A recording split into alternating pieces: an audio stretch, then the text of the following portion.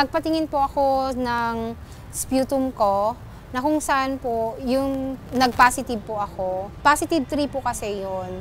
So, ibig sabihin po, positive po ako sa PTB. Bumalik po ako dun sa doktor ko na pinagpa-check-upan ko. And then sabi niya na hindi na po niya, wala na po siyang gamot na may bibigay sa akin. Kasi naibigay na daw po niya, hindi na po niya saklaw. Wala na po siyang may bibigay na gamot para sa akin. Kasi po, nag-antibiotic na ako.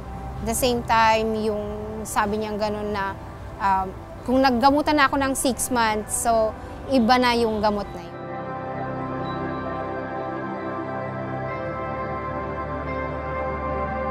Ako po ay isang freelance reflexology therapist noong 2009 to 2011. Ako po ay inubo ng mahigit 2 linggo.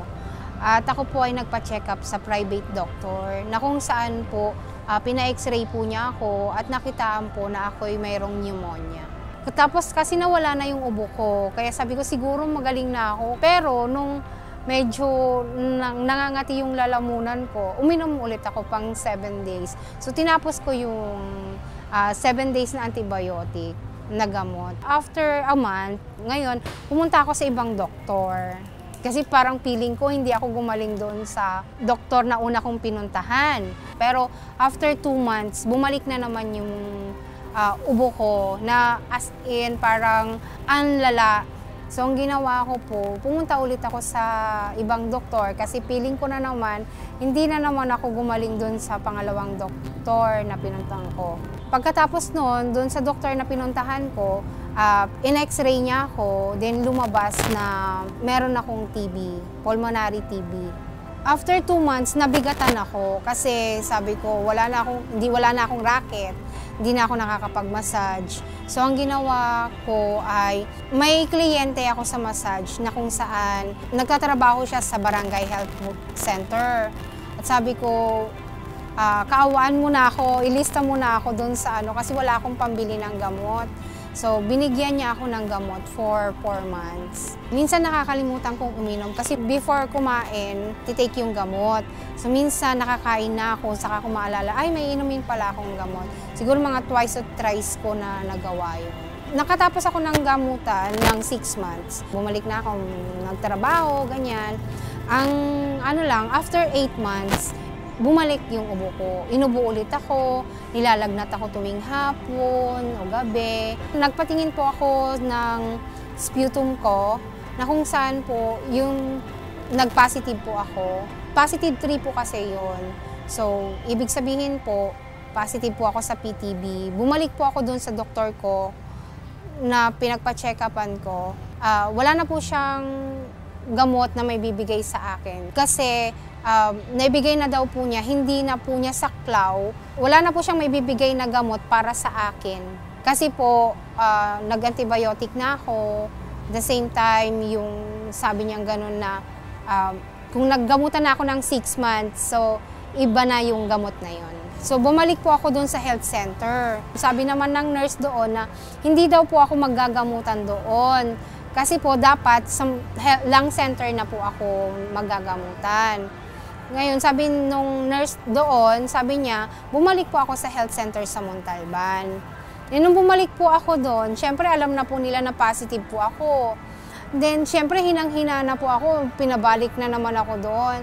So, ang ginawa ko po, pagkabungad ko po doon sa pintuan, at papasok na po ako doon sa sinalubong ako nung BHW doon. Tapos sabi niya, ate, bawal kang pumasok dyan. Sabi niya ganun sa akin. Kasi parang, kasi mahahawaan mo kami, ganyan. Bawal ka dito sa loob. Bawal kang pumasok. Diyan ka lang sa labas. Yun yung pagkakasabi niya sa akin. Sabi ko, bakit? Sabi ko gano'n. Ano ba yan? Hinang-hina na nga ako. Tapos ginaganyan niyo pa ako. Pwede naman niyang sabihin na, ate, magmask ka muna bago ka pumasok. Kasi baka mahawaan mo ako. Parang feeling ko na discriminate ako. Dahil doon na, porket ba nagkaroon ako ng TB? Ganyan, tapos bigla mo na lang sasabihin sa akin na parang palalayasin mo ako doon. Yung ganun. Sana ang proper way lang. So yun, sabi ko, nawala na ako ng pag-asa. Sabi ko, bakit niyo ako ginaganyan? Sabi ko, parang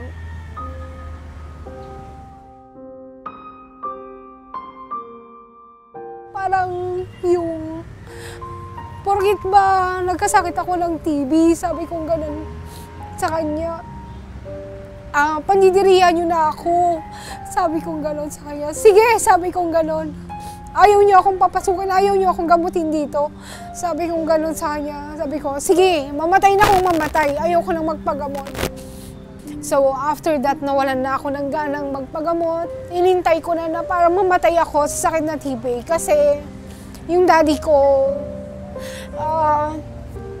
1994, namatay siya sa sakit sa TB. Tapos sabi ng tita ko na, may TB ka. Sabi niya gano'n. Mamamatay ka na dyan kasi yung daddy mo namatay sa TB. Yung wala lang gamot yung TB, yung kaalaman na yung TB pala may gamot na. Tapos, after April po, saka lang po ako natauhan na kailangan ko palang magpagamot. Kasi maliliit pa yung mga anak ko. At ayaw ko na maranasan nila yung naranasan ko nung mamatay ang daddy ko sa sakit na TB, kung saan-saan kaming napuntang magkakapatid. Sa June 2013, naggamutan po ako ng multi-drug resistant TB at for 18 months po naggamutan ako. Napakahirap po nung 18 months. Tapos nung after 2 months po, naramdaman ko na po yung mga ADRs. Hindi na po ako makalakad dahil po doon sa tumaas ang uric acid ko, sumasakit ang ulo ko, nagsusuka ako, nag-LBM po ako. Yung huling gamutan ko po ay January 2015.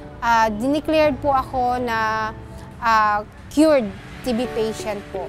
At nakasurvive po ako for 18 months na gamutan po.